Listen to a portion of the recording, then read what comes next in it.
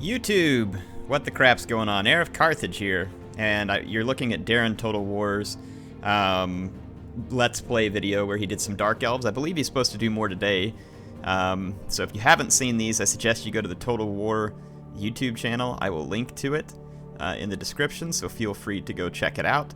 I'm supposed to be getting a hold of some footage of my own from the Skaven campaign that I played, but wanted to give you all some insight on Total War Warhammer 2 campaign and what's new. Now, if you've watched Darren's video and paid close attention, you probably won't learn anything new here. I'm just going to tell you that up front, but I can give you my own insight to it as someone who doesn't work for Creative Assembly, if you all feel like that's necessary. But I will tell you this much, nothing that Darren or anything they've showed you so far is deceiving in terms of what I've been able to see. I'll tell you just right off when I started playing the campaign, I got to sit down in a private booth at Gamescom with Creative Assembly. Al Bickham and Andy were there, and they kind of sat me down, told me what they were going for in the campaign, and let me play. You're going to notice a couple of things. I'm going to pause it for just a moment. The turn end piece down here is a little different. They've actually changed up the UI some, and I think that it'll probably make things easier for new players or those who are very forgetful. I don't know anybody who's very forgetful. Do you? Just kidding. No, but anyway, I'm going to let it keep playing. But the what happens is when you go to end a turn, there might be an exclamation point there. And if you push the button when the exclamation point is there, it takes you to the point of interest where it might tell you, hey, you forgot to... You can build buildings here. Are you sure you want to end the turn? Or your lord didn't move this turn. Are you sure you want to end the turn? A lot of different things. You're not researching technology. You can change the settings on this. You can uncheck them all if you don't want to have any of these notifications. Or you can use those notifications to make sure that you're doing your best to manage your campaign. So I thought that was a nice feature for folks who are new. And definitely a nice way to help them ensure that they're doing well. Now, a lot of the user interface is very, very similar in the sense that I mean, the skill trees look similar. The items and the followers and everything else that you put on all look similar. The armor and the stats and everything else is going to be very similar. And it's because the base game itself is not a giant shift. And some people might be saying, well, why isn't this DLC then? Why is it a full game? Because it is a full game. And I think that as you watch these videos from campaign, you'll start to gather why. So, for instance, each of these new factions is supremely unique in the way that they play, and still very different from anything that you had in the last campaign. And the whole vortex mechanic is very cool. When I played the campaign map, everything still felt like this big sandbox. You could do whatever you want, but then there was this driving story behind it as well. Trying to beat it was like an arms race, and you actually see that up here at the top. It's an arms race to see who can get to the highest level of the vortex chain, and each faction has things they're chasing. The Dark Elves, in this case, are going after their currency, which I'm not sure if he mentioned the name, or there it is, Scrolls of Hecate. So that's what they're looking for. The Skaven are looking for Warpstone. The others will have the things they're looking for. So, like for instance, as I played as the Skaven, playing as Queek, and you come out and there's just like this drive to go get Warpstone. And as you gain more Warpstone, you can do stuff with it. And then, of course, you have the food mechanic with the Skaven. And just very interesting mechanics that make this game very unique. The map is enormous. It is huge. And he shows that in this video. And that was another thing to me that's very exciting. And there's all different types of factions all over the map. Hopefully, you know, in past Total Wars, we've kind of known, all right, when I'm in this part of the map, this is the factions I'm going to see over and over and over again. So in the about little over an hour's time, I played as Skaven. I had battles against Lizardmen. I had battles against other Skaven. I had battles against an Empire faction, or like a bunch of pirates. I had battles against Chaos. I also had battles against High Elves. So 5 different factions, and folks, I never left these 2 to 3 different provinces in the Southlands. I kid you not. And there were Beastmen there as well that I got into a fight with. So 6 factions, all within these like 3 provinces of the Southlands that I played in. So what's cool about it is that you get to play all these different factions all the time. It feels better The main chain, and I'm just going through these kind of randomly, but I'm sharing with you any insight that I can.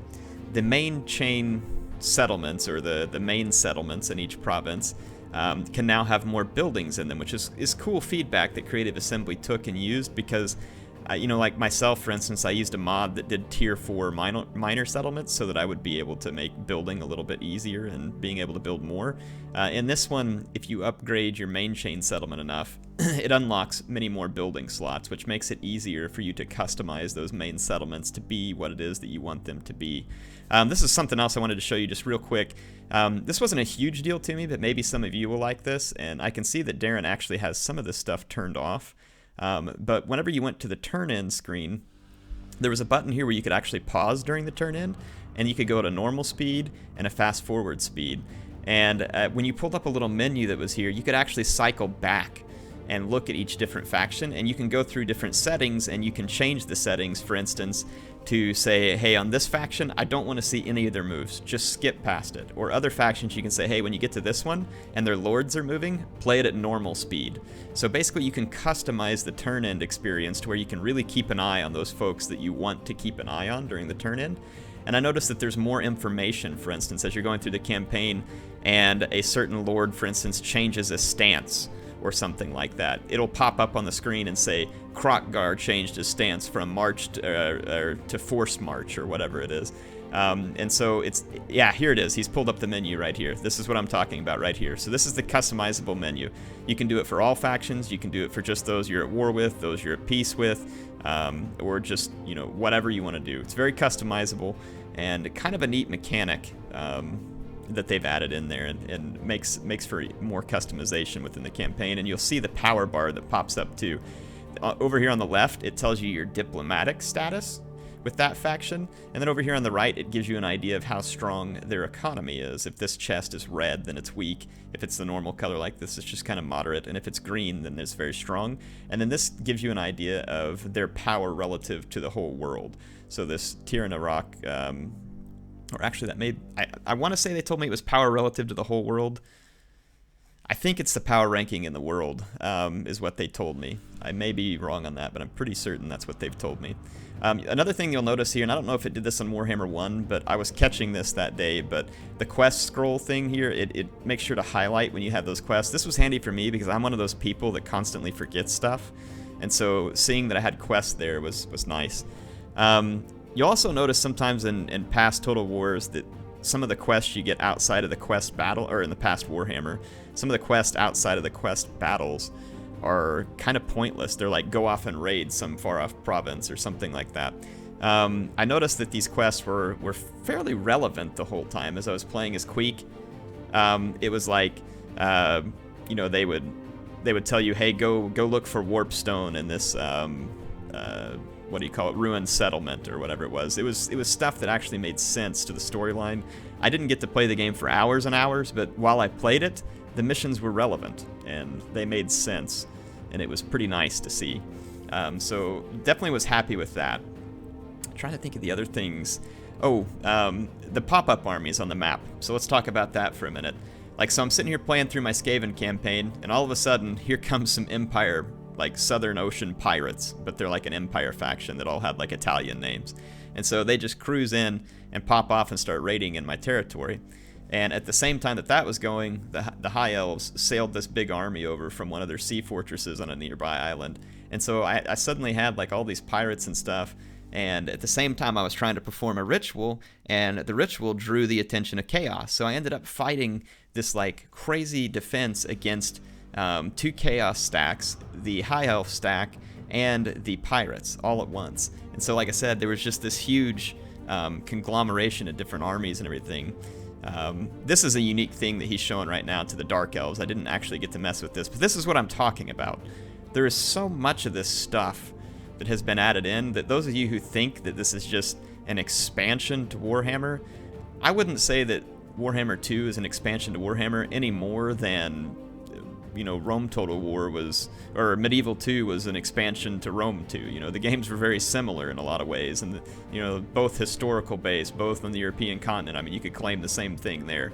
But in the same ways that Medieval 2 brought new stuff like the religions and different agents and other stuff like that, that's what's happening here. So I don't think that this is any different than past Total Wars.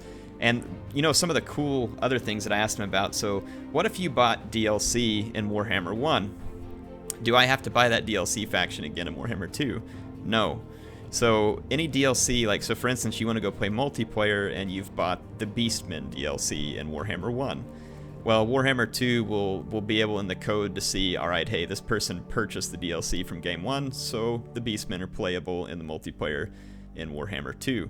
So I think that that's kind of a cool added value in the sense, too, that even if you come to the game late and you buy Warhammer 1 and you play the DLC factions, they even still have relevance as you move over into Warhammer 2. You have the option then to play that giant grand campaign map and multiplayer with those same DLC that you purchased in the last game. So I like that. I think it kind of gives you a little more time and entertainment value out of the same thing that you purchased already. And here again, he gives you a scale of just how big this map is, and it is big, people. It's very big, and it's exciting. And then just imagine what the grand campaign map is going to be like. I did get to ask them a few other questions. One of the big questions I asked them was, all right, so in the mega campaign, when it comes out, is the Vortex thing still going to be going on? Because this is the Vortex campaign, and you can see up at the top the little bar. And the answer is no. The Grand Campaign, or the Mega Campaign, whatever they're going to call it when it does release sometime later, is just going to be your classic map domination type Total War feel that's just pure sandbox. So that is available to people if you don't want some of the story-driven mechanics of... And when I say story-driven, this still feels like a Total War campaign. It just has... it has more story to it, and like I said, you can still choose to do it however you want. You don't have to follow all the instructions that they give you, and you can go your own way and decide how to handle different things. But again, the way that this Vortex thing is set up, like right here where he demonstrates being able to call in, I forgot what he called these armies, but it's basically a force of mercenaries that you can call in when another army or another faction is trying to do a Vortex ritual. And if you knock out a settlement from a faction, it stops their Vortex ritual and officially slows them down in the arms race. So that kind of stuff is really cool, but you can do things like that to harass other factions without having to get all the way across the map, and they can do it to you.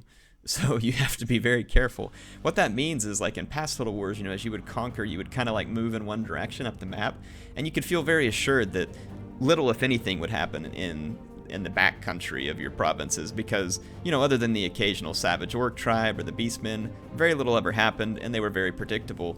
Not so much the case here. You may have to be a little more careful about which settlements you leave alone and how you defend the settlements.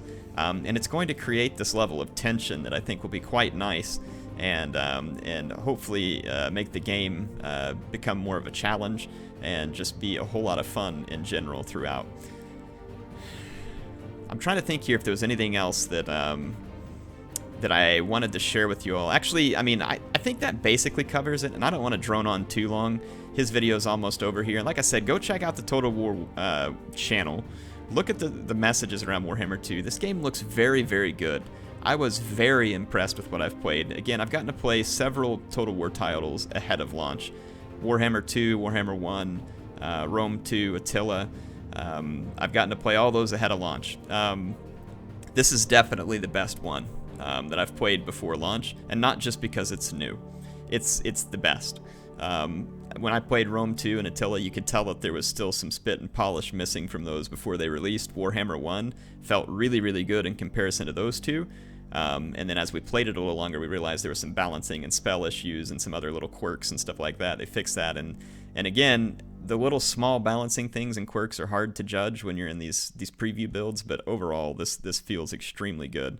So I would highly recommend you all go check it out.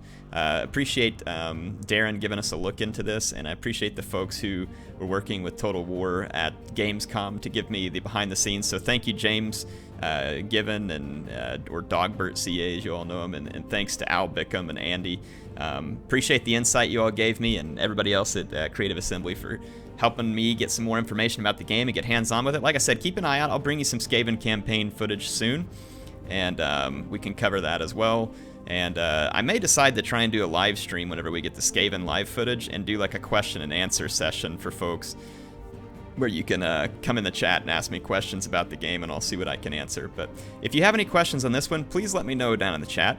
Appreciate MSI bringing me over to Gamescom. Without them, I wouldn't have been able to bring you this Total War Warhammer 2.